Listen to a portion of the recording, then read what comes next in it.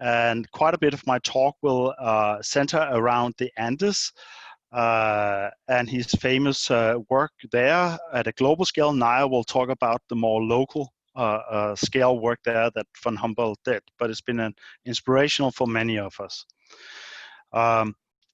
One of the biggest questions in science is basically what determines species diversity. And despite that, we worked on it since von Humboldt and Wallace and Darwin, the question still remains largely unresolved. It's by some being called the holy grail question of biology. In my opinion, it very much has to do that we haven't understood the role of mountains, and I will show that most of the biodiversity patterns at a global scale in the world is influenced and shaped by mountain regions in the world. So we need to understand those. As I said, I've been working with mountains all my life. This is a picture from fieldwork in the Andes, where I was sent in as an undergraduate student, and I spent about 2 years in Ecuadorian Andes on fieldwork. And I was basically sent in to do old classic museum exploration, basically finding out the occurrence of birds in the high Andes of southern Ecuador for my supervisor's later book called Birds of the High Andes. And in doing so, I was amazed by as so many others, by the change in biodiversity as you move from place to place. And I became particularly interested in the diversity in the mountains, partly based on experience that after having spent 6 months running up and down the slope of the Andes, we wrote back to my professors back then and saying, could we go down to the Amazon? And we did. And I've never been so disappointed in my life because it was so much lower diversity than what I experienced in the Andes, which got my curious in why was that? Also because it contradicted everything I could read in the textbook. So that's basically shaped my, my research career. I just starting up a new center where we're going back to redo all the surveys we did 30 years ago to look at what have changed as a consequence of habitat fragmentation and climate change. So we just managed to get out of Peru before the corona closed it down. But we have 6 years of field work lined up for the coming years. I'm looking very much forward to that. And of course, I'm an ornithologist, but I'll talk about the biodiversity in general.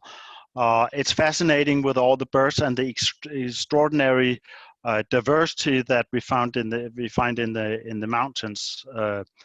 And of course, I'm particularly interested in birds. They're wonderful. They're easy to study relatively to other organisms. The mountain puzzle is that as part of my postdoc, I was one of the first to map a continental scale distribution of all species. Here's all bird species for South America. This is basically how the world looks like. Red is where there's most species, and that's in the mountain. And the rest is pretty low compared to the Andean diversity.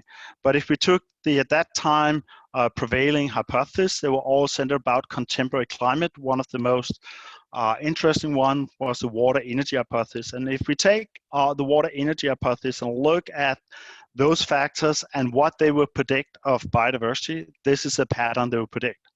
And it doesn't take long to look at the prediction and the empirical data to observe that there's a huge difference. And the mountain puzzle is basically, I spent 15 years doing these kind of analysis, others have done as well. And every time mountain, here the Andean regions and the Eastern Atlantic rainforest stands out with huge residuals. So for most of the contemporary climate hypothesis and at that time the prevailing hypothesis, they were really good at explaining intermediate level diversity, but not the low and not the high in, for example, the Andes. Here's some other studies where if we look at all species and looked at the blue colors or the light blue colors, temperature kinetics, that is Jim Brown hypothesis, it explains quite a lot, giving other factors. So does water energy. Topographic range explains very little.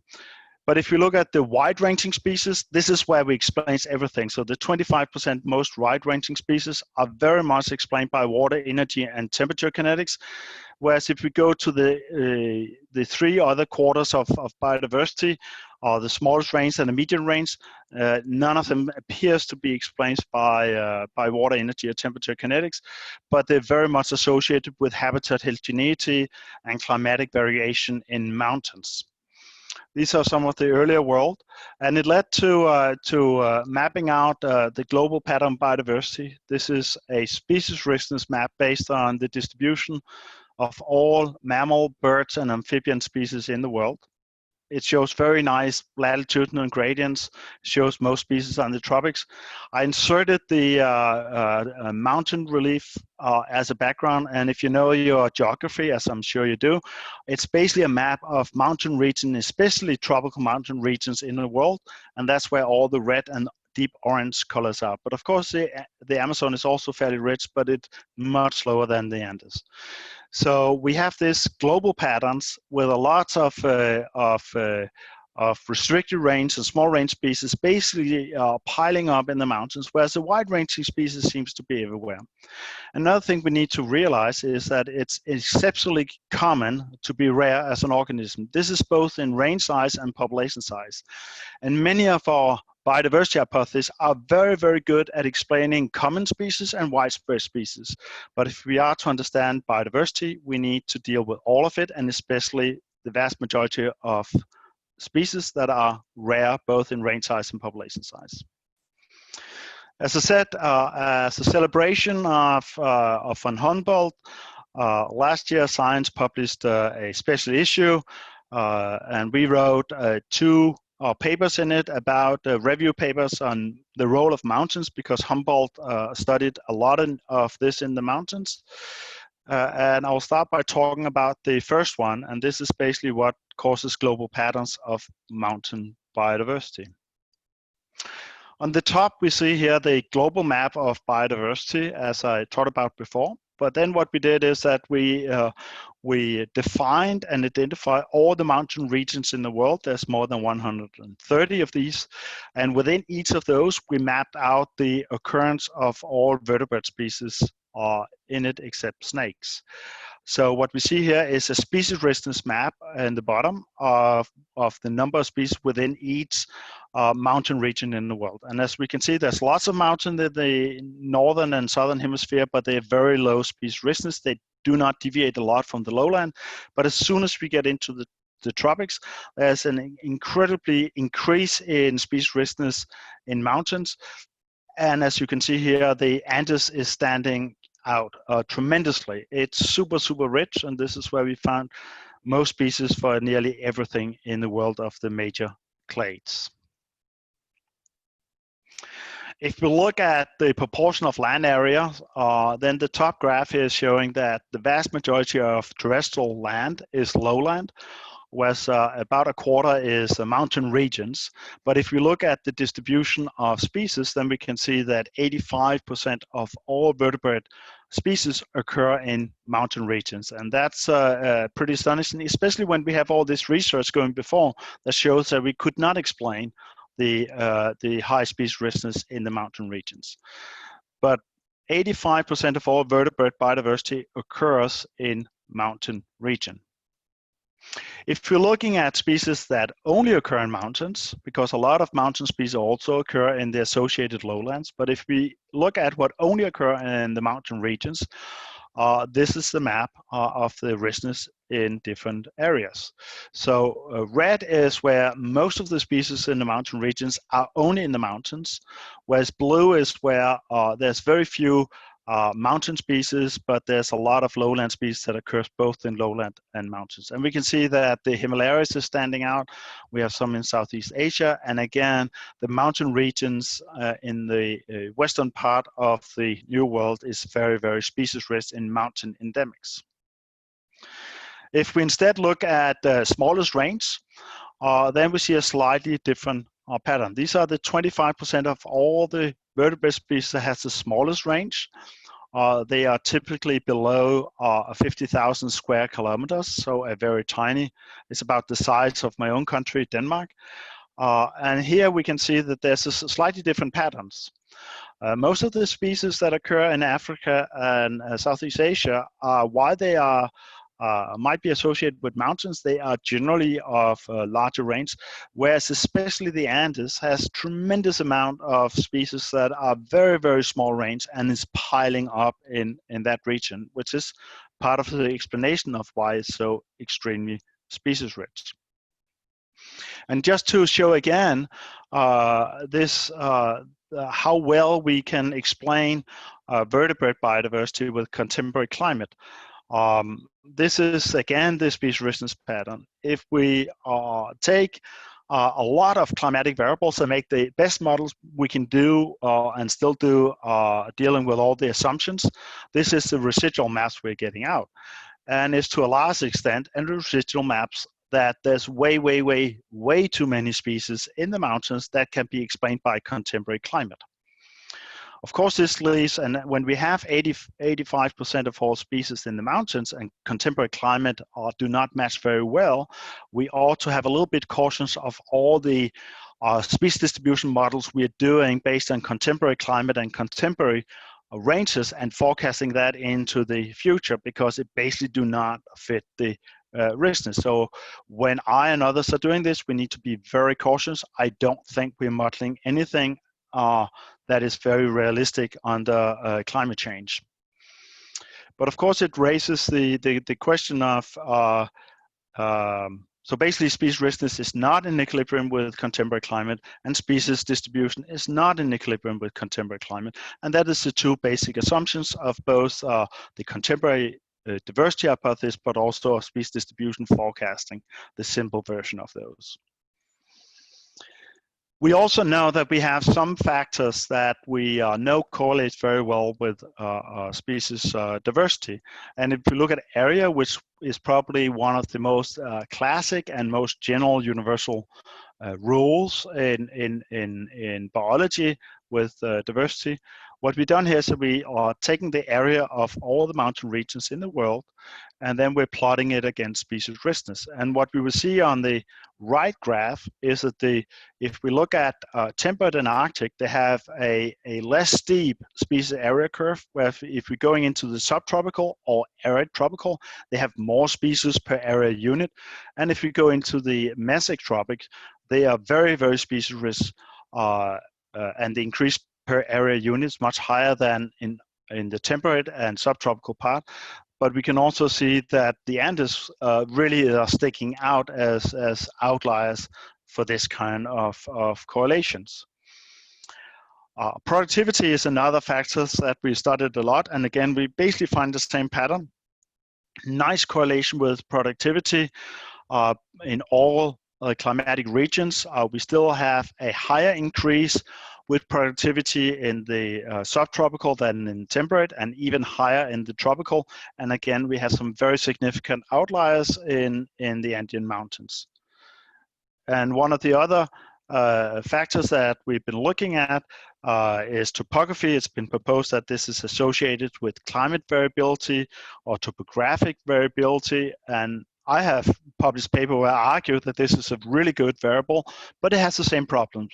But again, it shows that topography range or variation heterogeneity are giving much more species in subtropical and tropical regions as opposed to the temperate region. But still, we have some very, very dramatic outliers of the most species-rich places in the world, the Andes.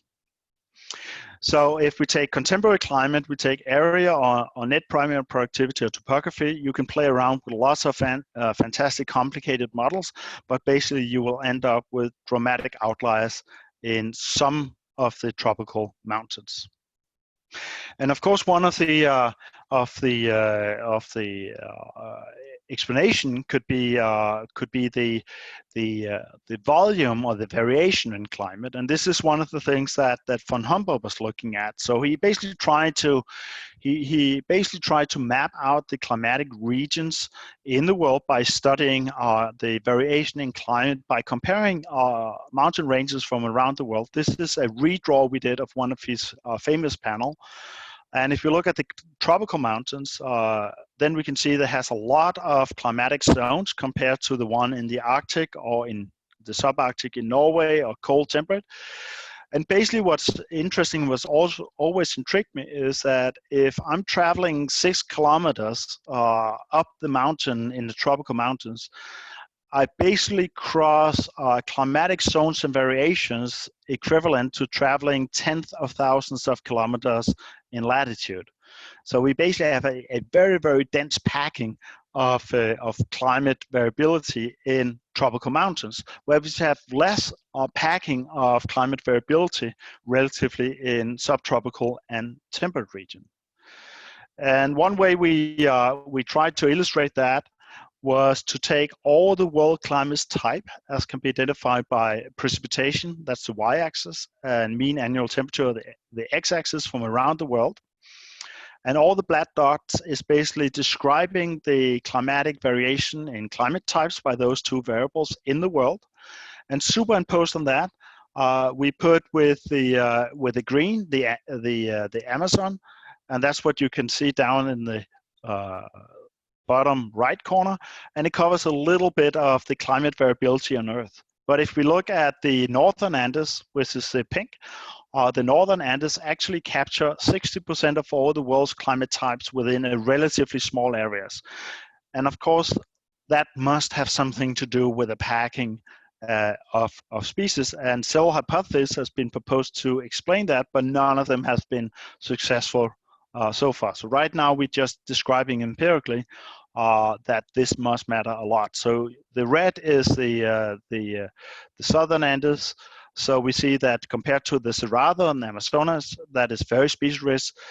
Those areas do not cover a lot of climate types, but the Andes are capturing most of the climate types in the world. And that leads to one of the things that we speculate has a tremendous impact, but we know very little about, because we tend to work on these grand scale and climatic data that is often modeled and enormously spatial auto-correlated. But if we go into the mountain, the microclimate complexity is gigantic. Sometimes I see papers where people have modeled the distribution of species based on that temperature is decreasing with altitude, and indeed it is. But what we're missing is that if we go in and measure the microclimate in, let's say, a 1 hectare plot at almost any given altitude in the Andes, we will find a variation of up to 8-10 degrees of Celsius temperature within that. In terms of altitude height, that's equivalent to 600 meters, but in fact, we will find that within just a couple of hundred meters. So the microclimate complexity is gigantic in the Andes. And there's a few empirical field-based analysis of this, but we still do not understand how much this contribute on a larger spatial scale, simply because we are missing the data. We are starting to, and people are starting to collect local microclimate data with data loggers, but those are not generally the one we are using in macroecology. So I think we're missing the climate that actually matters to species the most. So those were a lot about the contemporary processes and climate. But the other side of mountains is, of course, the evolutionary patterns and the geology, and that's was the focus of the second review paper we wrote. Because we are left with an enormous amount of residuals, and there's been other explanation for what could account for those residuals. or maybe be the main driver of biodiversity in mountains on Earth. And the two one we looked at is, of course, the classic evolutionary process, because there's no doubt that what we are seeing on Earth today is that things are not in equilibrium. So we're seeing still today the signal of past evolutionary processes. But the question is, how much they contribute and how much they can explain the pattern. And the new kid on the block is geological diversity, that a lot of papers is coming out right now to look at that, and we also dealt with that issue. But basically, mountain is a perfect place for creating new species over millions of years. Mountains are created in different ways, and topography varies whether it's volcanic or tectonic plates or ocean uplift. They also erode over time. So in deep geological time, we have populations that can get isolated on different mountains. The isolated population can evolve into new species by differentiation, caused by isolations, and they can go extinct. And when we have habitat erosions, those differentiated population comes together. They might blend their gene pools, or they might be solid good species. But there's no doubt that for vicariance event and speciation event by isolation, mountains is a perfect place. And combining this with the microclimate variation, also there's grand opportunities for lots of speciation relatively to a lowland area. The other part of this is that because of the dynamic change in climate cycles, vegetations and climate have moved up and down the mountains, which is further enhancing the capacity of mountains to be the birthplace of the evolving of many species. So in many ways, mountains is a perfect set for isolation and differentiations and creating a lot of species. So if we're looking at this residual maps, this is residual maps when how far we can get with contemporary processes. Then of course that has led to speculation that that all this that is left unexplained must be evolutionary processes. And with the horizon of various phylogenies, here's a global bird phylogeny we published a couple of years ago, we can start having a first crude glance at it. We can map out the diversity patterns of all the old species, which is a top panel. And we see there's for birds, there's a lot of old species in the Amazon. There's quite a bit in the Andes as well, and the Eastern Atlantic rainforest. But if you look at the young species, then they're all clustered. Almost all of them are clustered within the Andes, where there's relatively few young species in the Amazon. More interesting, if we overlay them, then we can see where they correlate. So green is in the Amazon. That basically shows that a grander majority of species, of avian species in the Amazon are old, or relatively to young species. And blue, which is the west slope and the down slope of the Andes and the Cerrado and the more dry areas, they have more young species. Whereas what we're seeing in the Andes is the white, and in the Atlantic rainforest and the Papua Shield, is that we have high figures of both old and young. So a quick intuitive thought is, of course, that the high number of species in the Andes is caused by a heavy radiation of species, lots of young species, but there's also a lot of old species. So the speculation has gone to that mountains are good places for refugia and for survival through times. So there's no doubt that evolution matters. Here's looking at the global map of mountain regions in the world, and we can see on the early divergent species, or the old species, that there's a lot of them relatively in the Andes. There's also in the Himalayas and in Africa. Whereas if you go to the more young species or young radiated, there's almost nothing in Africa in the mountains. There's still a lot in the Andes and also in the Himalayas. And if we, again, just comparing the residual mass that came out of the contemporary processes, there's a pretty nice fit with where there's a super many early divergent species and recently derived species is also where we have a lot of biodiversity that cannot be explained by contemporary climate or contemporary processes. But mountains are not just topography, it's also geological complexity. And there's different mountain and stone types in them, and they might matter. A couple of years ago, I wrote with Jon Fjeldså and Rory Bory a review paper about mountains and these issues, and we suggested that we might have underestimated the role of geology in understanding this. And we also, with these data set for the mountain regions in the world, looked at the number of rock types in each of the mountain regions in the world, thinking that rock types will be equivalent to habitat heterogeneity, and that will be associated with or correlated with species richness. But what we found was that they did not correlate at all. There was no pattern whatsoever. But if we took a specific type of rock that is mafic or ultramafic rock, which is basically coming from volcano activity or mountains that are basically having ocean floor that are uplifted, then we do find a lot of correlation suddenly. Just to show the patterns. So down here in the stipulated lines, that's basically where we are just looking at where there's no, the x-axis is number of rock types, and if we're just looking at those, there's basically no pattern, there's no variation. The pattern comes in when we look at the solid red line for the tropics.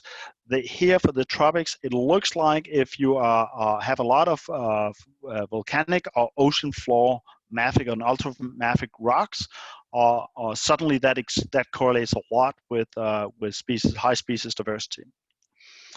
And it's a pattern.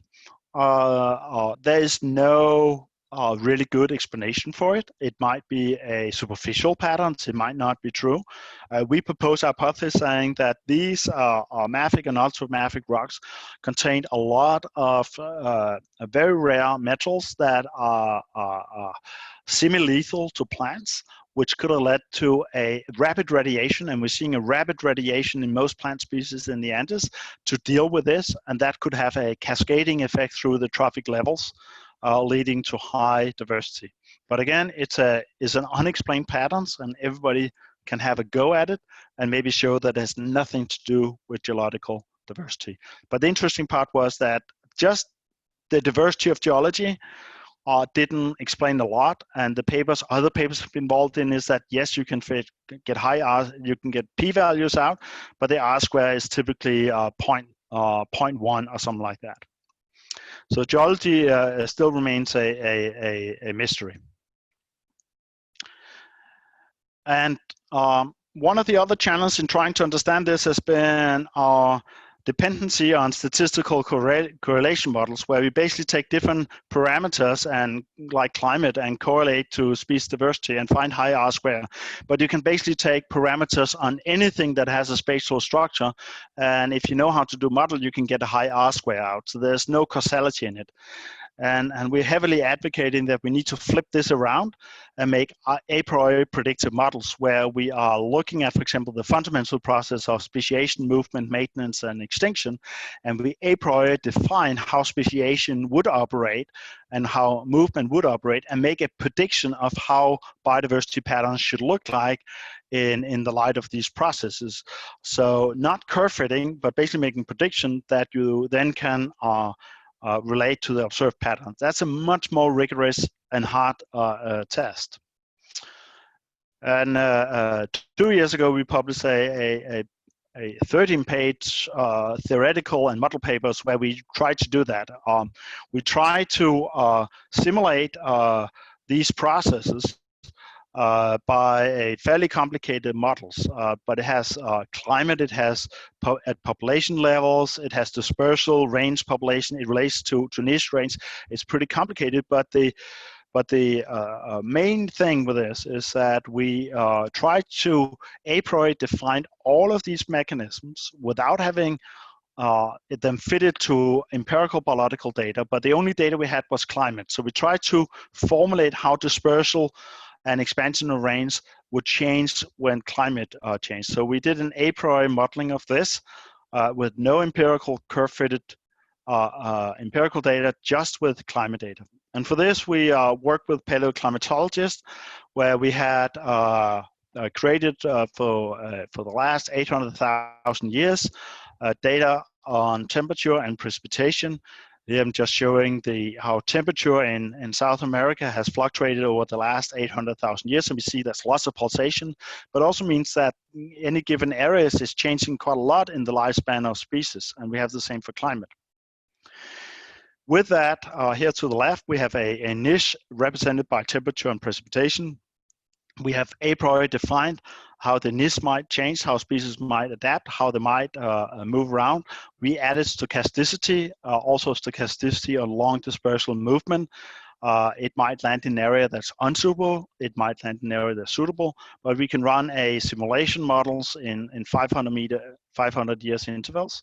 And we see spreads of it. Here we have an isolated populations, but if the climate maintains fairly stable to where it originated from, it do not differentiate, so it stays the same species. And there's no speciation here. And we can run the model even further, and we will see that there's lots of range contractions as climate change. There's a lot of spread. There's a lot of extinction going on.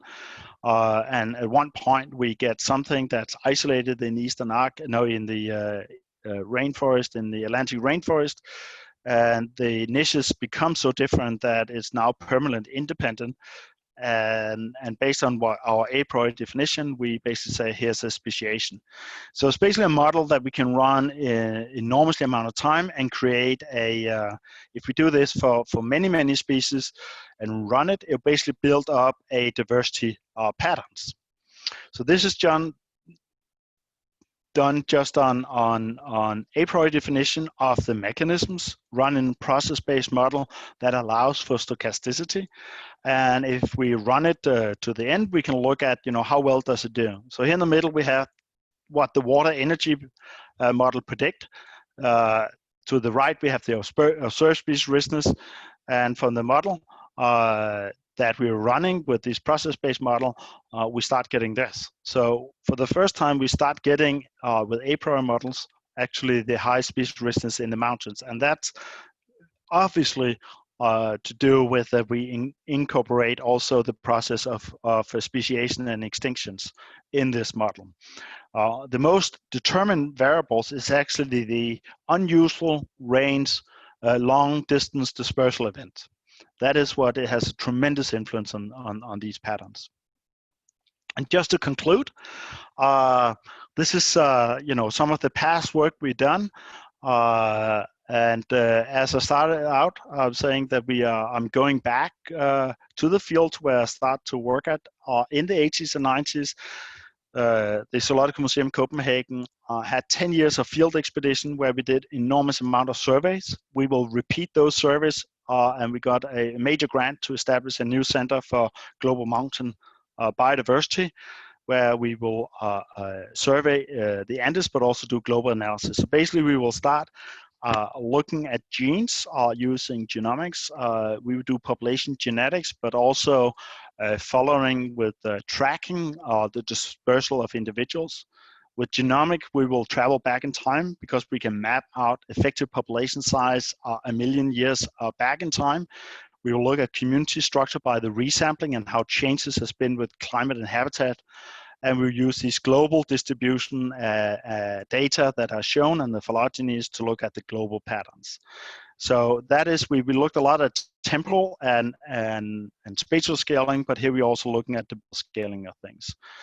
So it will try to combine the classic macroecological distribution data with phylogeny data, but with these new process-based predictive models.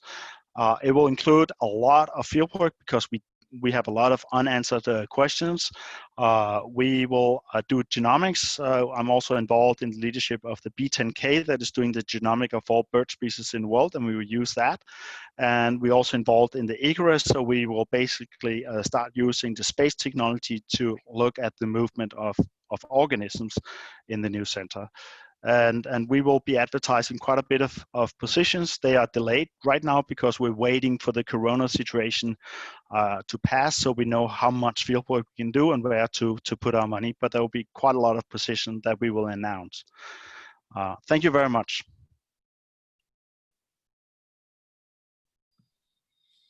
Thanks, Carsten. Thanks for your talk. Now we are gonna have some time for questions.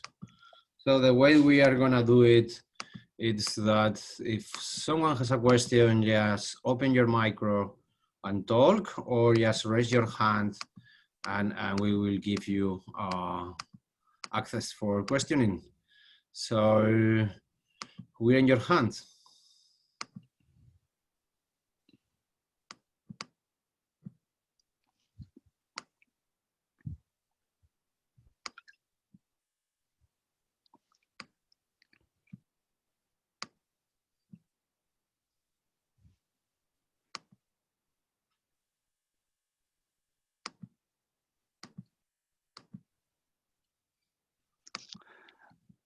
Okay, I think we should move on to it. My email is readily available. If anybody have questions later on, you're welcome to contact me. Carsten, I would like to ask a question. Yes, please. Yeah, well, thank you for the talk. It was amazing, really interesting. So the question is based on my own impression, so it might be wrong. For many groups, to me, it seems like Southeast Asia and Australia is the area where you can find more basal plants, more basal birds, etc. for many groups, in comparison to what you will find, let's say, in the New World.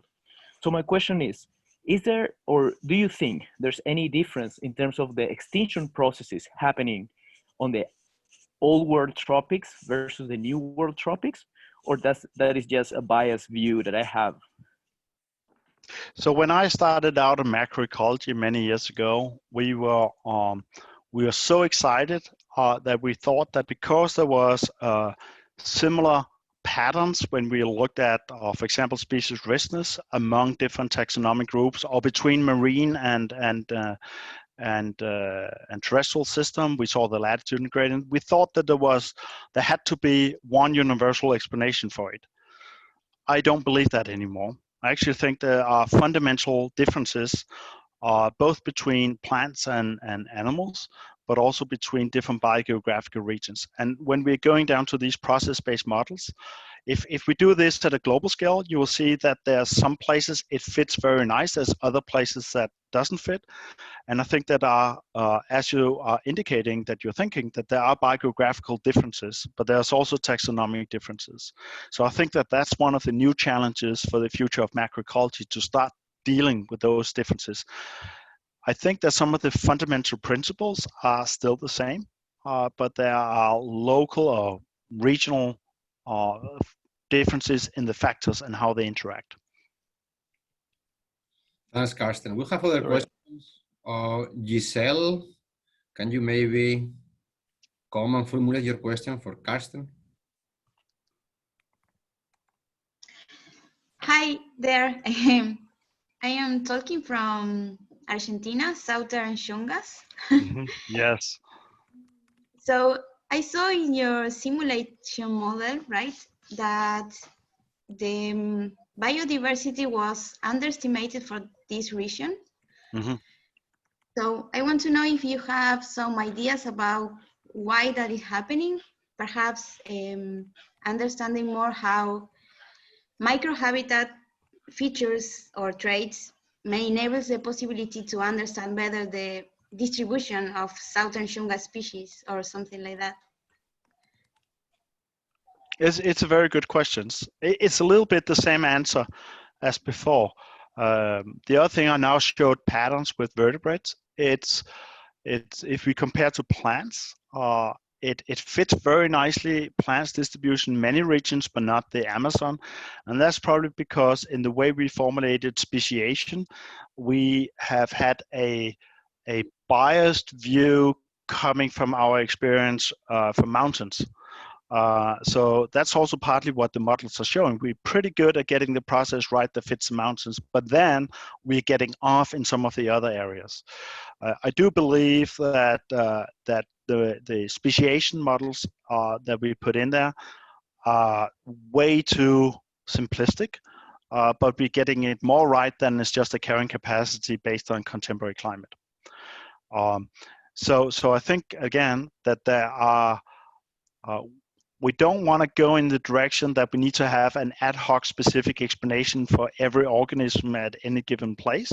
But I do think that there are regional, biogeographical regional differences and also taxonomic differences. And that's a vast area of unexplored research right there.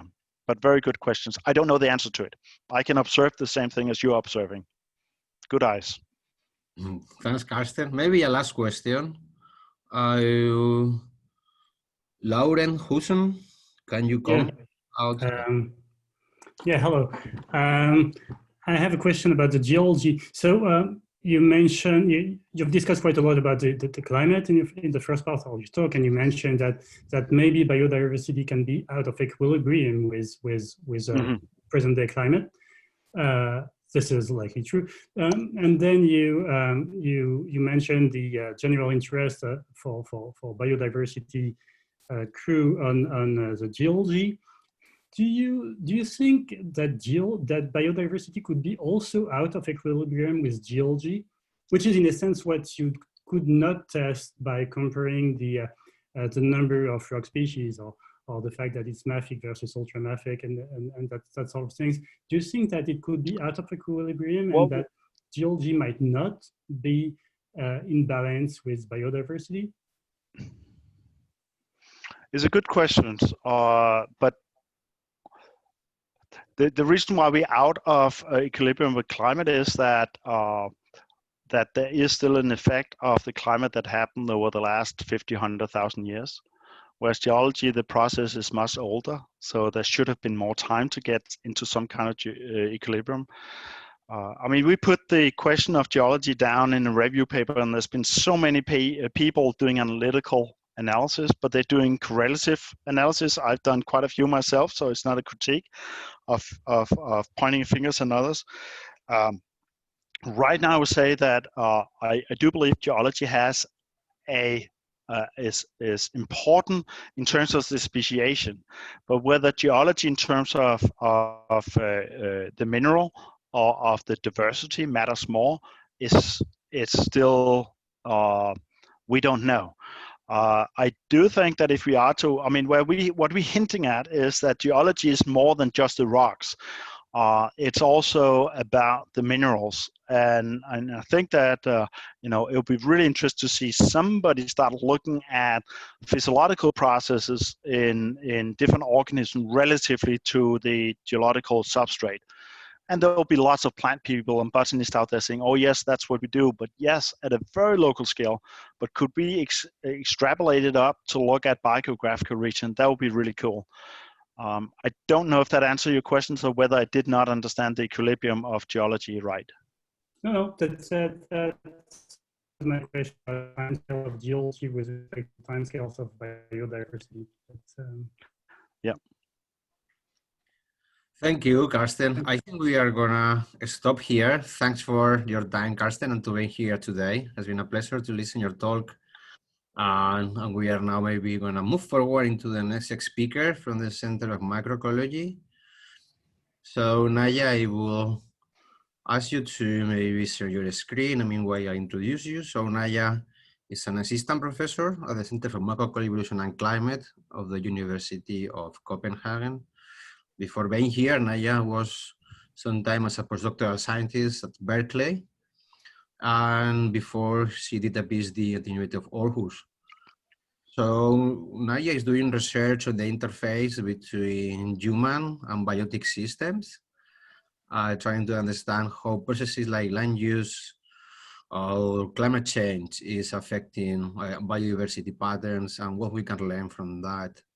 So without other further delay, Naia, I give you the stage. Thanks to you here today and to contribute to give a talk in the Humboldt Day. Thank you, David, for the introduction, and thank you, Carsten, for the great talk. It's really nice to see that so many people actually are coming here. I guess it's good for the new world here in Denmark. It's getting late in the day, so so many people might have gone home from work. But I would like to zoom in today, take up a bit on some of the topics that Carsten actually mentioned, the topic of resurveys, and talk a little bit about what it is that we can use that to understand the changes that we are observing in biodiversity patterns in the Anthropocene. So mainly I'm going to be let me see if I can, if this is changing. There. So where Carsten has told us a lot about some of the more natural drivers of biodiversity patterns and why mountains are so species rich, I'm going to talk more about the role of humans, which is one of my big interests these days, in changing biodiversity patterns and in driving the biodiversity losses that we're seeing worldwide.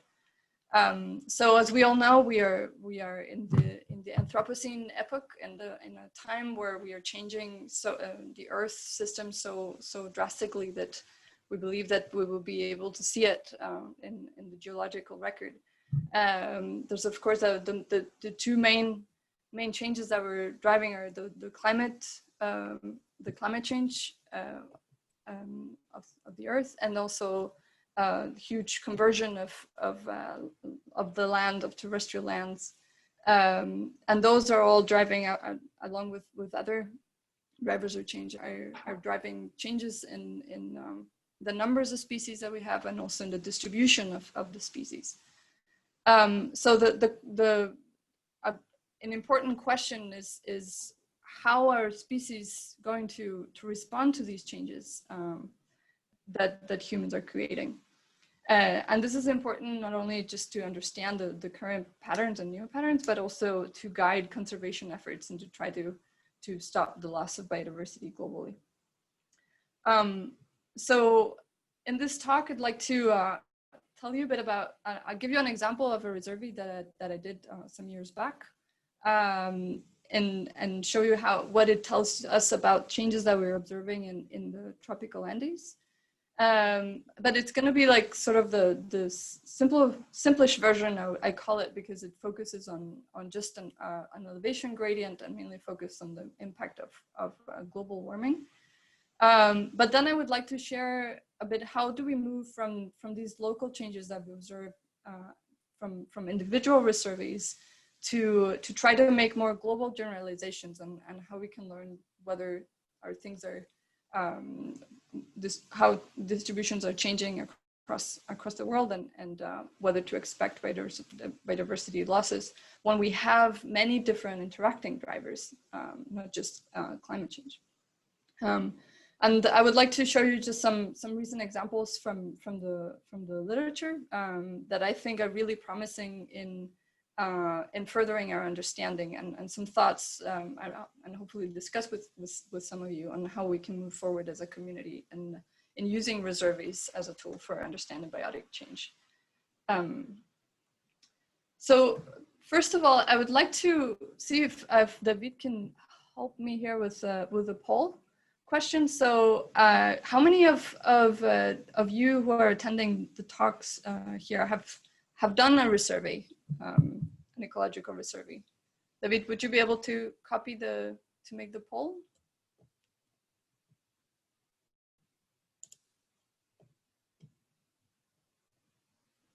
He's muted and gone, so I don't know if.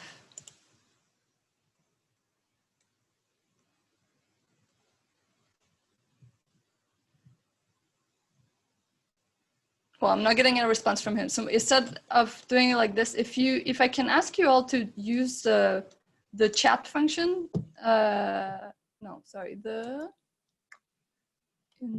you can vote yes or no whether you have done a survey or not. So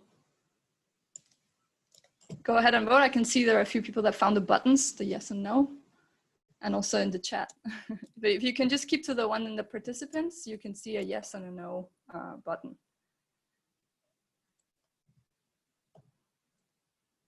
So we have 3 that have voted yes for. Give a few more seconds.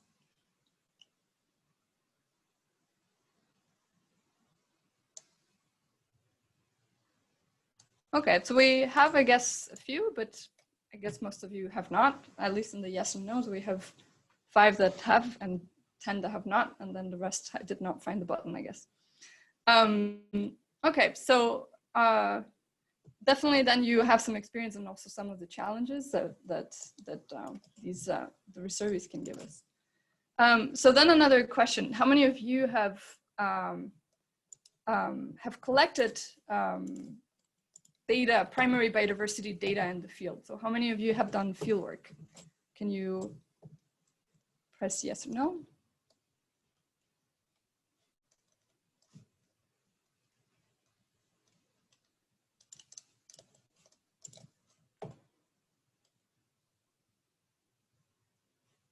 Oh, I had to, okay, so I'll just clear it. Can you please vote again? Sorry, because now it's getting mixed with the, okay, so quite a few more that are voting yes. We already have 16, 17 people. Good, okay. So I'll use some of the responses later on in the talk to a little point that I want to make, a little call for action. Cool, okay, so the resurvey I would like so resurveys are a powerful tool. They're basically a way of traveling in time and trying to take advantage of the field data that's earlier naturalists collected somewhere in the past. And this is something that has been done in several places around the world. And a lot of papers have been published on this, where they've used these kind of resurveys to show especially elevational shifts in the distribution of species, so upward like in Norway, or also changes in the phenology of plants, that's and in the impact basically of climate change, especially on different communities. And across the years, we've seen an increase in the popularity of using resurveys. But many of these are very biased towards temperate areas, and we don't know so much about the tropics because we don't have that much historical data. But there's one glaring exception, and that's the Alexander von Humboldt, obviously, who we are celebrating. And as you already saw the map of his travels, and Carsten mentioned this, that he traveled for 5 years across the Americas. And during these travels, he collected and wrote down observations of where different plants and animals were found as he traveled north and south and up and down the mountains. And along with these observations of species, of occurrence, he also annotated changes in their environment. He would measure the temperature, the humidity. He would also measure things like the blueness of the sky, things that we really wouldn't think of these days. And he was interested in understanding what it was that drove the distribution of species. So by annotating their occurrence and the metadata basically of the sites he visited, he thought that then he could link those to try to infer what was the main drivers of the distribution of species. He's known for being extremely almost crazy about like writing down. We have these copies of his diaries with like frantically annotating any single detail that he could come up with. And it is thanks to these annotations that we know today how the environment looked like at the time and where the distribution of the species were. These annotations were later, they formed the basis of the first global maps of plant distributions across the world. And as you all know, he basically was the founder of plant geography. I'm not allowed for Carsten to say that he's the founder of biogeography because we have this Wallace versus Humboldt discussion. But basically he defines the geography of plants as the science that concerns itself with plants in their local association in the various climates. And this science, he writes, best as its object paints with a broad brush the immense space occupied by plants. So it's basically this definition of like the interest in the broad scale patterns of distribution. I won't talk so much today about the impact of Humboldt and the plant and the field of biogeography, but instead I will focus on his other part of the legacy, which is his data. So here we have the Tableau Physique, which is probably his most known contribution. It's regarded the first infographic in science, where we basically see, for those that are maybe not familiar, we see it here in the middle of the image, we see the profile of Chimborazo, which he uses to depict the distribution. All these wiggle lines here are the names of plants and vegetation areas, as he defined them, that he found across all of the Andes. And uses this basically to show how the distribution of individual plants and vegetation belts changes across elevation. And then here on the sides, we have all these measurements that I was mentioning earlier of the environment, from the blueness of the sky to the gravity, to the temperature and so on. And it was basically, this is the method of correlation that so many of us still use today, of correlating the environmental drivers with the response that was the distribution of plants. And really here, he was a pioneer in not discovering the link between climate and distribution of species, but at least in synthesizing the knowledge of the time in this image and in his writings.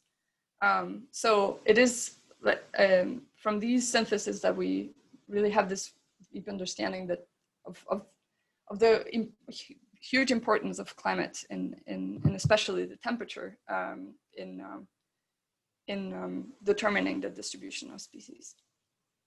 So all these names basically also give us this image of what it looked like in 1802 when he was visiting the Andes. So by going back to the Andes, to Chimborazo, we can basically go back and see whether the species are found at the same elevations as they used to be when Humboldt saw them. So that's what we did back in 2012. That's the image, the contemporary image of Mount Chimborazo, of the top of the mountain. And I went there with my colleagues, Pablo Sandoval and Jeremy Jonas and Christina Ingemann Jensen, and we basically resurveyed the mountain to try to compare those records with Humboldt accounts. So here we see the image of Humboldt in late June of 1802 at the foot of Mount Chimborazo. We see how they're fairly primitive in the tenting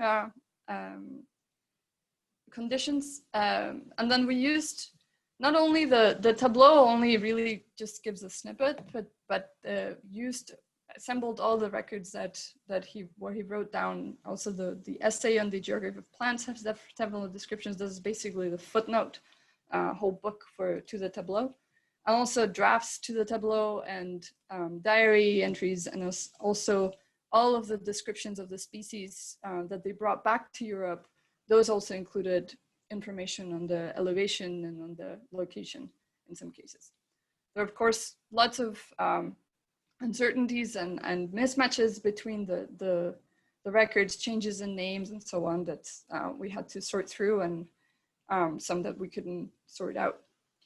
But that was a lot of fun detective work in trying to assemble that.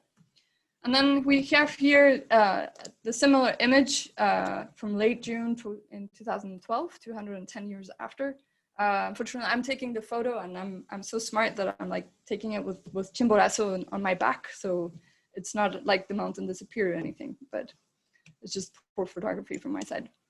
But basically, the steps in our work were just to go to the mountain to collect, identify the species in the herbarium, and get lots of help from amazing botanists, and then to match the names using online resources from Humboldt's names and the modern names. Just before I show you some of the results of what we found, I'd like to just mention that there are, recognize that there are a lot of challenges that, especially those of you that, well, you can probably all imagine it, but especially those that have worked with some of these resurveys have encountered. One is the one of matching names, when it's several centuries that have passed since between the two surveys, then the taxonomy changes. Sometimes they get split, find out that it's two different species, or they get lumped, or there's synonyms, there's new changes, and so on. Also, there's uncertainty across these different sources of information. It's not always clear how accurate the accounts are, or where exactly the records were taken. There's uncertainty in the elevation. Even though Humboldt and the botanist Pamplona and all the others that were in the party for the field work, they were using the best equipment they had at the time, but they were of course a lot more uncertain than the GPS. GPSs that we have nowadays, and also like uncertainties across the sampling intensity. This is all before systematic sampling. There are no plots and so on, so it's a lot harder. It's not like we are going to try to find the exact plot again, but have to do some different methods to use that. But those are all things that we're trying to take into account and to document that we couldn't find any like systematic biases in one way or another. So what did we do in the field? Basically what we did was we did these transects, so lines where we walked at a given elevation, then we would make a plot, like a square by 5 by 5 meters, one at the beginning, one at the middle, and one at the end of this line of the transect. And then we did this basically every 100 meters in elevation. So we go up and then do a line and continue upwards. And within this square, we would note down all the species that we found and estimate the relative abundance within the square. And we did this from an elevation of 3,800 meters. So as you see here, we're already above the tree line. Its vegetation is the pajonal, so it's very dominated by grass tussocks. And in between, we have all these little cushions and rosettes. See here some zooms of the teeny tiny flowers that hide in between. And you can see in this image up in the upper right corner that we have a few bushes, but otherwise very low vegetation. And we continued doing this up until we reached 5,200 meters of elevation, when we couldn't find any more plant growth. And we see here that it's, even though we're in the tropics, it's absolutely cold and pretty miserable and windy. But even then, we would find, at fairly high elevations, we would still find between the snow plants that were sticking out, and even some of them were in flowering.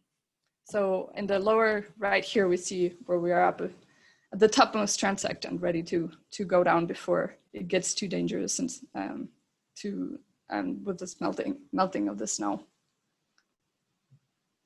So what did we find?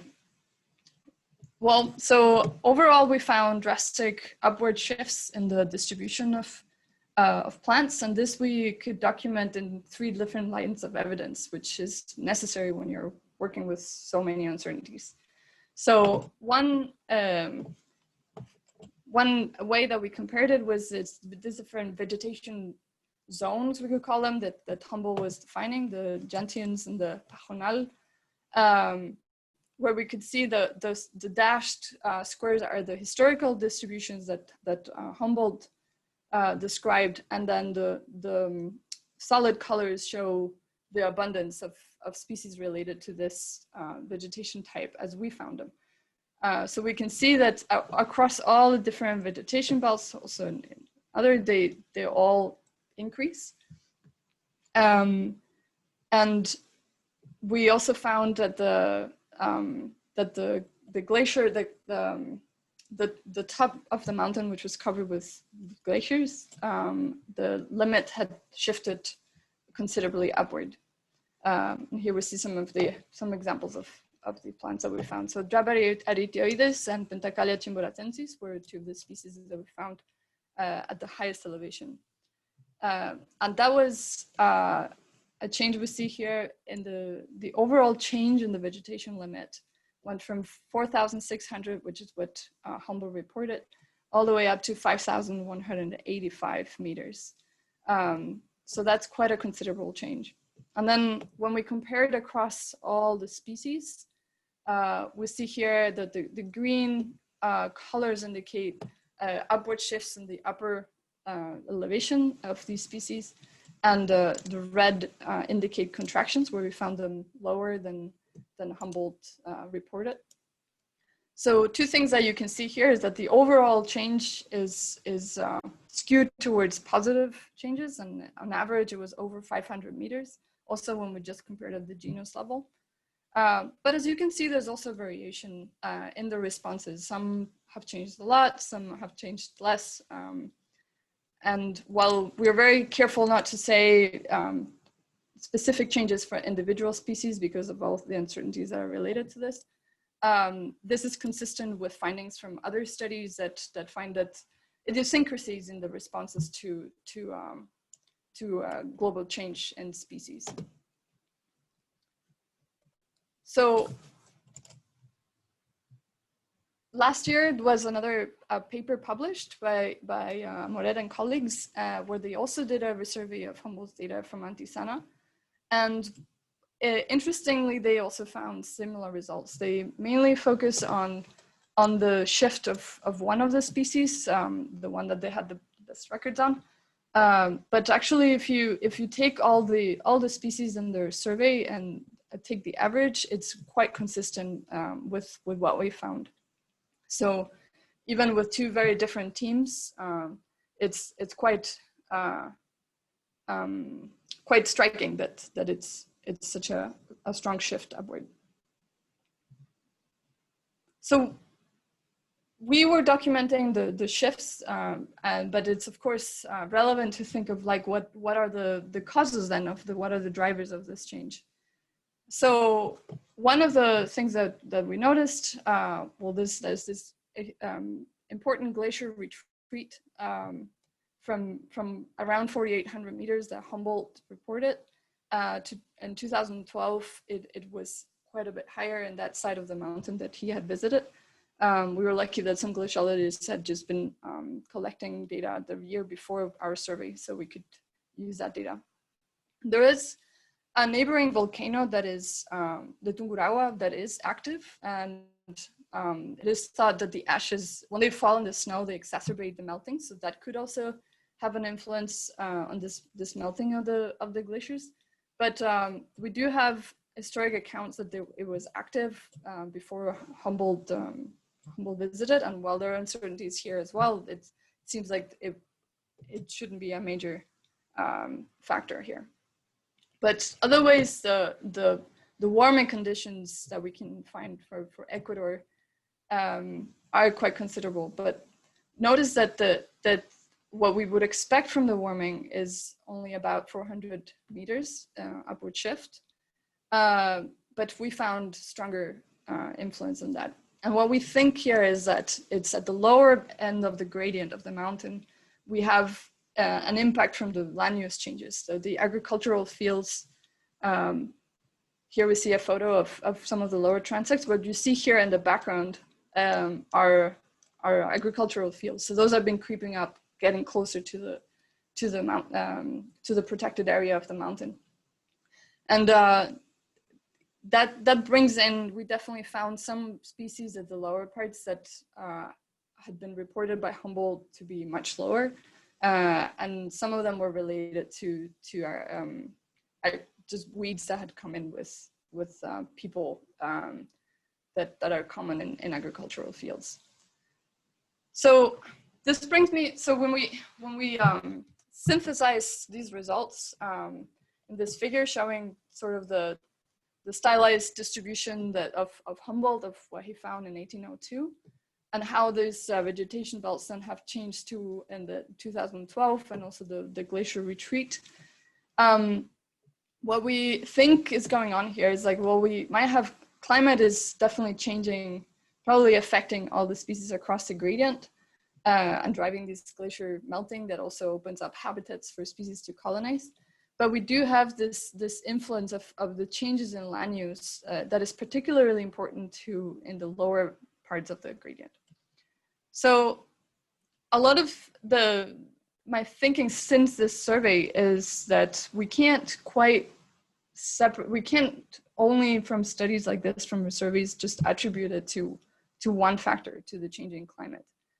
We need to be thinking also of other drivers, other changes in the environment that humans are causing that can also influence the biotic shifts that we see. And we know, so here's an excerpt from the IPBES report from last year, from some of the figures. We know that the drivers of biodiversity loss are, it's not just climate change, that's actually only comes in third, that we have land use change and direct exploitation as being more important drivers of biodiversity loss. Then we also have pollution and invasive alien species. And to understand, if we want to predict future changes, we absolutely need to be able to disentangle the effect of these different drivers so that we know where to put our conservation efforts. But how do we do that? As Humboldt also was known for, everything, all of these factors are interconnected, and we have we can have correlated effects where the climate is warming at the same time that land use is intensifying in some areas. But we also have feedback effects where humans are reacting to the climatic changes by changing agricultural practices, and that in turn is also influencing species. So one of the biggest challenges, as I see it, is to try to separate the effects of these different drivers. And I think here that we can use some of the lens of microecology, basically, and in thinking of the global patterns, and take advantage of that together with risk surveys to try to get closer to some of these. So if we look at if we want to be able to go from local effects and global local changes in the biota to make more large-scale generalizations, we need to understand how things are changing across the entire world. But we can see, if we look at the pattern of climate change, we can see that the trends are very different. It's not equal across space. There's some areas that have warmed a lot more than other areas. And the same if we look for land use cover and land use intensity, we see that the patterns are not even across the space. So as I see, what we need to do is to try to do, so there's two solutions, I think, main ones. One is that we need to do more surveys in other areas with different combinations of climate and land use change, for instance, or of pollution or nitrogen deposition and whatnot, to try to hit these orthogonal gradients. And that can give us a tool for separating the effects and attributing to global change drivers. So one thing that we're doing is try to do more of these surveys, and that's actually something that just this summer, two of my students have gone to Greenland to look at Arctic changes, and they just came back a couple of weeks ago and they have basically been resurveying, there's not 200 years, it's a bit shorter, but there's a Danish botanist, Tue Bøcher, who was a co-author of the Greenland flora and was very pivotal in describing the vegetation and so on, and did lots of field work in Greenland. He visited this area here. What we see here is marked as Kangerlussuaq, where he went to visit. His interest was in describing the different vegetation patterns or the different vegetation communities.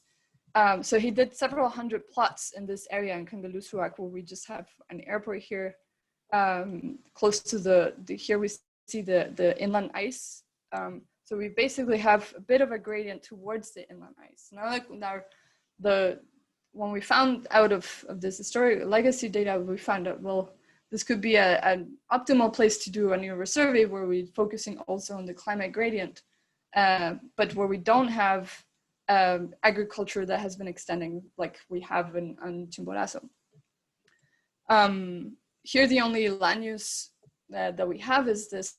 There's a bit of urbanization in some of the areas. We have an airport and a community that has grown around there.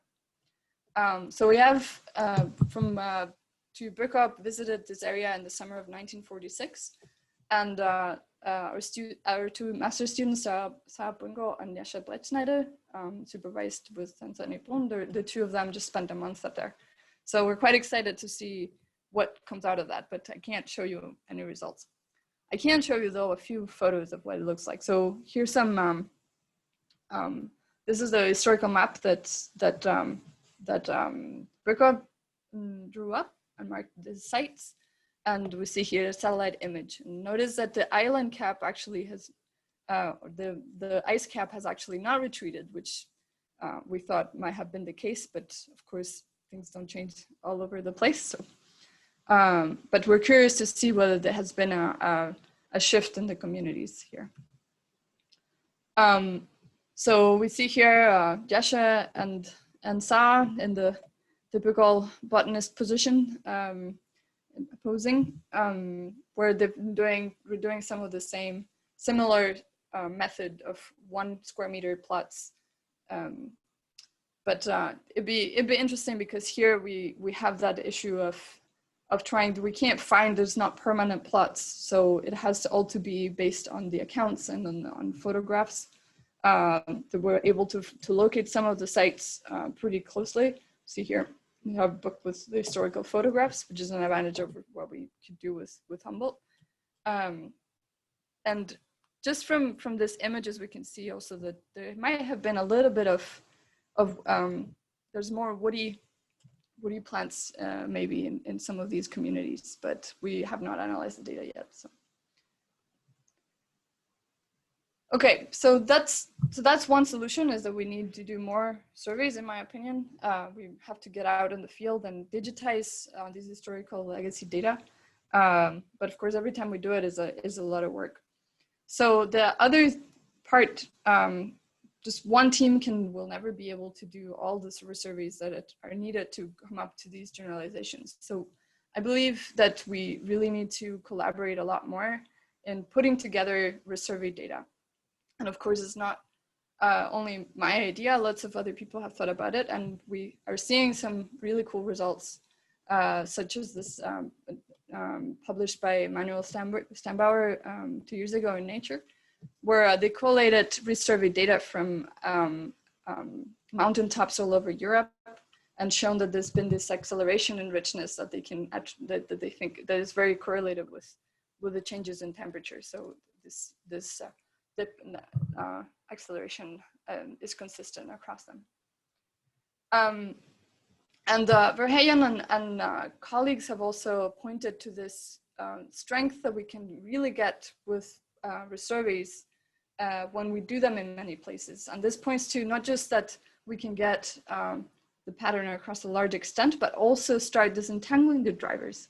So, and this is a pathetical example in this figure they published. We have a gradient and environmental driver, and then the change over time. And we see that if we only look at individual resurveys, we may or may not be able to find trends. We can sometimes get negative changes in, for instance, species richness. And it's not until we put them together that we get sort of the whole, we can patch up the whole gradient. But here they also show how you can take advantage of this methodology, basically, to this approach to take into account other drivers, such as the change in canopy openness. So you can see here how it's like you get an increase in the change with the canopy openness, meaning that you're having more change where there's like a local change that is not necessarily related to temperature change. And that's basically what they're doing in this network called Forest Replot, that is a database effort to put together many of these resurveys. And they've been publishing many papers. This is one example from this year where they can show that there's a thermophilization in forest communities in the understory, but that's not explained by the changes in the microclimate, which is this part here, but actually more related to changes in the microclimate. So basically changes in the canopy cover are modulating the response to climate change. And it's really this kind of approaches that I think are really promising for not only year's canopy cover and temperature change, but it could also be used for to disentangle other land use management practices, land use intensity, to separate that effect from climate change and better understand what we should attribute changes. So I have one final question here, and I'm wrapping up. So for those of you who have collected field data, I'd like to ask you, so when you collected that, is your survey data and your protocols and all the metadata, did you make that digitally available? And do you think that is it basically well enough documented that somebody else could go and repeat the survey when you're not around anymore?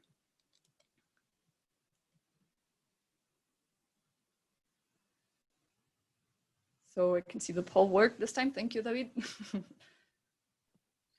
Was my first poll in from Naia. Sorry for.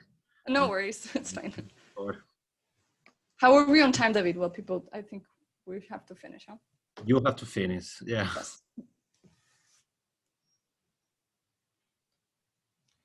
Okay, so we have 32 people that voted, and a lot of you, actually 2/3 of you, think that is definitely good enough to be able to resurvey, and that's really encouraging, because then you could be the Humboldt of the future. Somebody else could do the resurvey. It is not quite. So thank you. I'll stop the poll. It is not quite what we find in the literature. If we think of things like what climate data are. People are reporting in ecology papers. We did this review where we found that the majority of ecology papers actually do not provide basic information, such as what the climate is like on the study or on the analysis. And this is problematic when we want to do meta-analysis or reproduce the studies. So whether maybe you guys are the exception, we'll have to see. But basically what I'm trying to say here is just whenever we go out in the field, even if we're not doing resurveys ourselves, we should remember that we are the early naturalists of the future. So it's important that we pay efforts to collecting enough metadata so that somebody else could redo it in the future. To wrap up, I think we definitely have some hurdles to overcome with these resurveys. It's how open questions are like, how we archive all this data and metadata, and how do we make it more attractive? Right now, it's very time consuming and actually pretty boring. How do we attribute and how we apply more open science data principles? How would you encourage more people to go back to the field? Most of us just work with data analysis in front of the computers. And I believe that this collaboration is the means of prioritizing the resurvey efforts. So if anybody out there is interested in starting out some sort of network where we can prioritize resurvey efforts and work with metadata standards that could be useful for the rest of the community, please please reach out. So this is a very last slide. Sorry, went over time, but basically we find, I hope I've shown you that these surveys can be really powerful in showing, documenting biotic changes, and especially if they are together with other types of assessments. And if we can coordinate it, that's when we really could get the full potential of them. So with that, I would like to thank you all for your attention, and of course, lots of funding and collaborators that participated in many discussions. Thank you. Thanks, Naia. Fantastic last slide. I remember that cake being in the office of SMEC at some point last year. Yeah. I figured like you guys could get the Photoshop version this year since it's all online. Thanks, Naia, for your contribution to the Humboldt Day. Thanks everyone for staying with us. So let's gonna give now 10-15 minutes for questions from the audience. So in a similar way than before, just please go ahead and switch on your micro and ask, or if you're a bit more shy, just write your question in the chat and I will give you time for questions.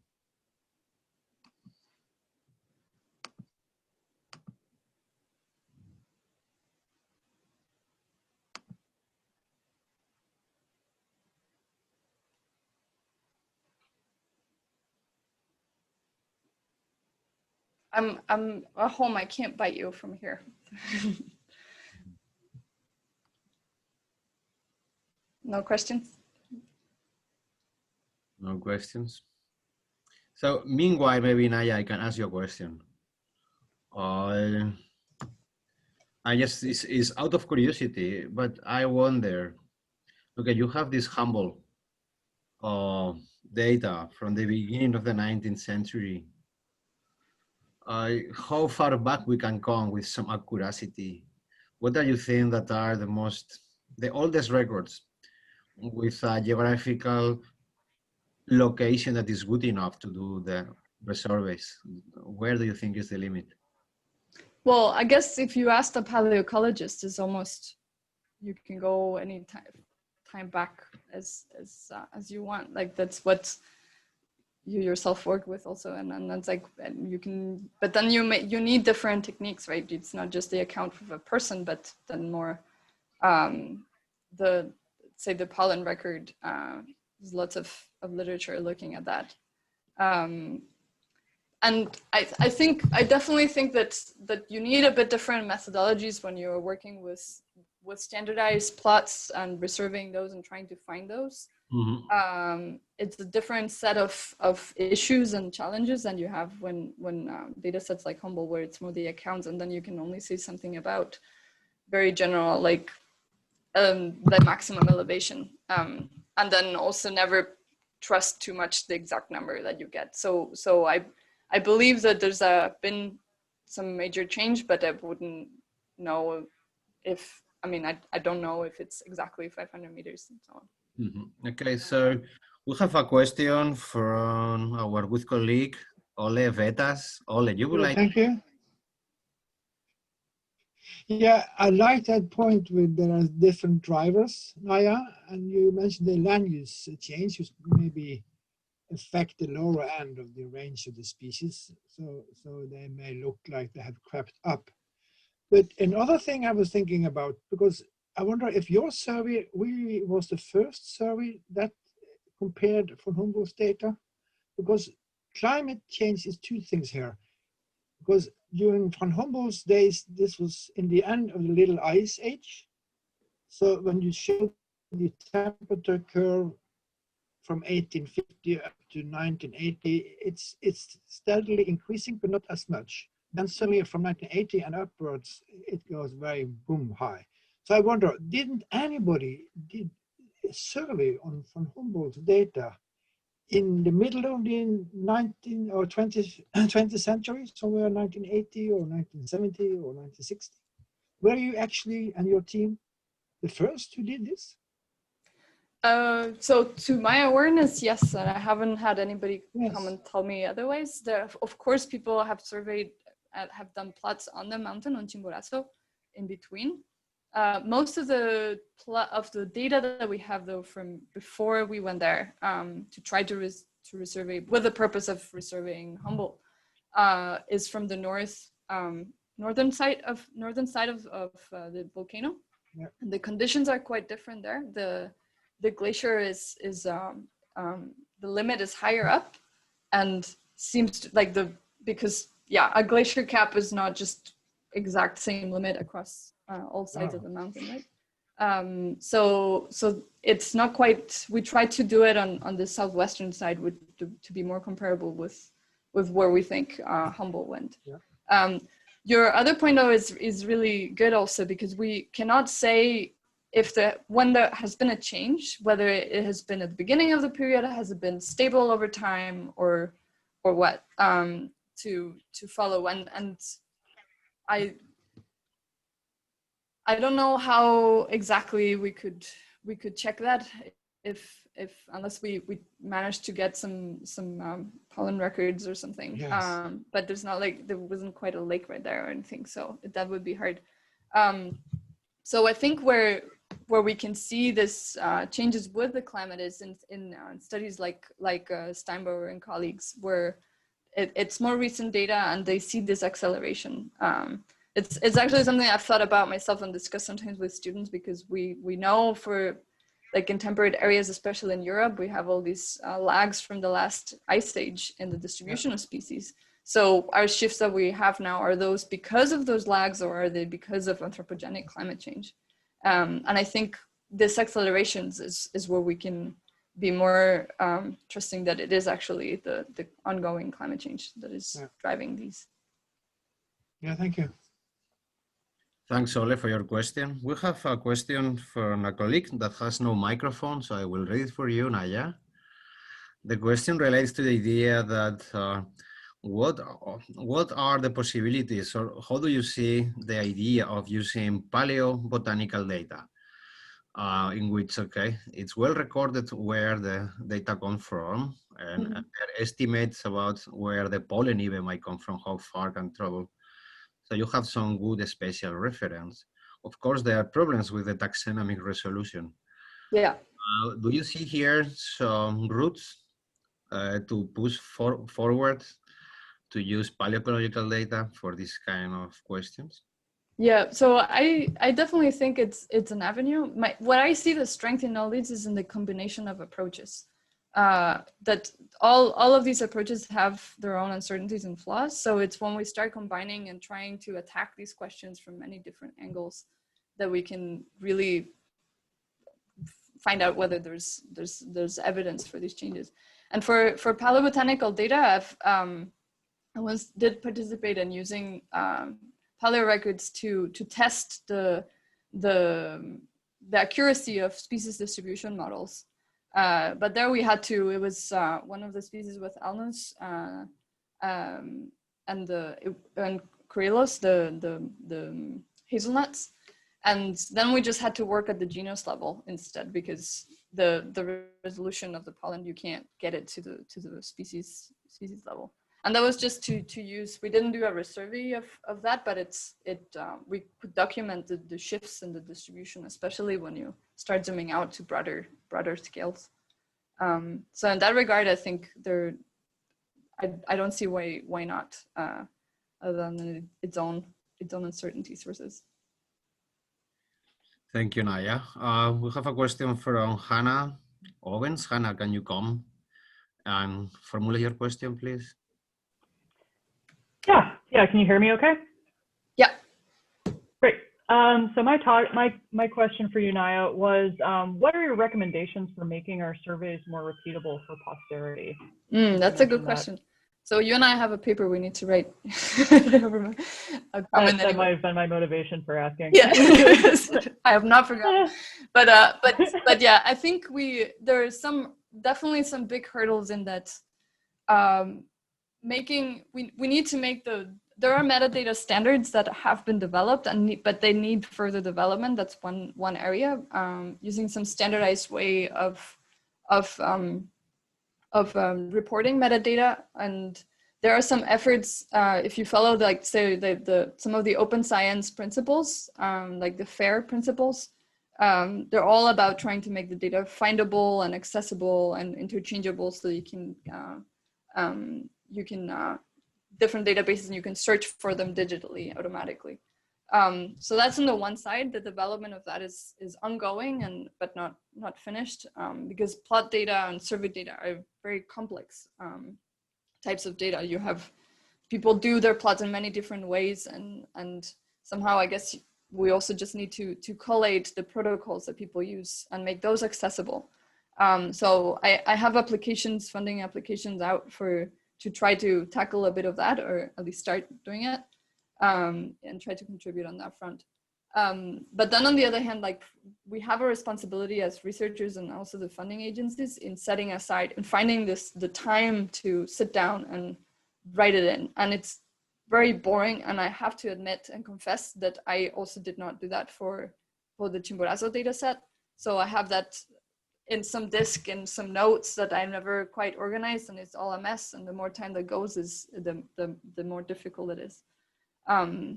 That I don't, other than when the EU, for instance, funding, they do require that you make your data accessible, then I think you at least have some financial incentives in setting aside the needed time. But there's no easy solution, I think, and it's, yeah. And then the third way is that we need to get proper attribution for this effort, right? So instead of only counting the number of papers paper citations and in ways of meriting research impact, then putting more emphasis on sharing data and publishing data papers, pure data papers, to share it with others. That could also be, that's also, I think, an area that is needed in getting credit for all the work and ways of, like GBIF has developed these DOIs for data citations, so that it's not only the publication's final product that gets cited, but also the original data contributors get better acknowledgement of all the work. Thanks, Naia, for your answer. I think that now you and Hannah, you have no excuse anymore to not work together on this. Even also that your office is 10 meters from each other. So maybe time for the last question, and if not, we will finish here.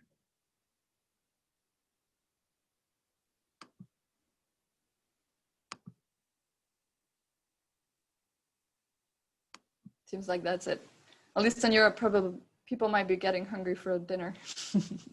Yeah, I can imagine. So maybe let me share my screen. I can say a few words about the IBS.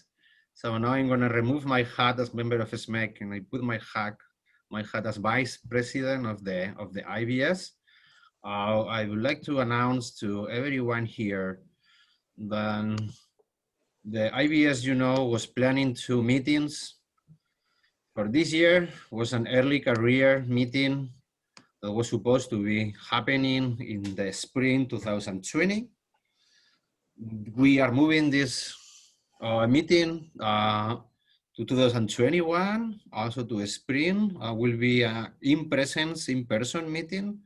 We hope at that moment, some of us at least, we can meet in person in Amsterdam. And for the beginning of 2022, in Vancouver, we will have the biannual classic meeting of the IBS. And we hope also that Corona situation in January 2022 already allows everyone that has an interest to fly and come and to meet and gather and to discuss with colleagues exciting talks like today in Vancouver. So just a small announcement for all of you.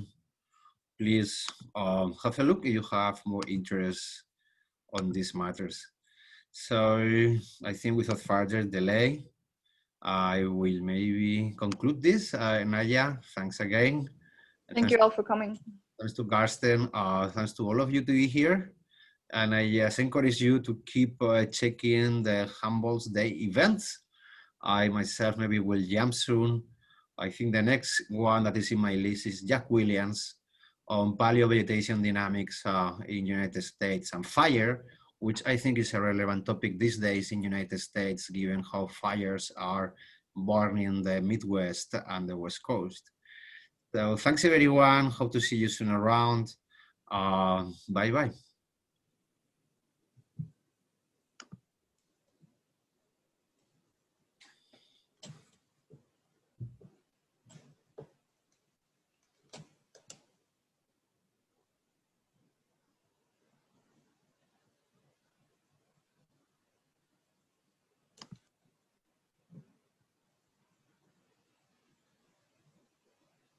Gracias, Naia.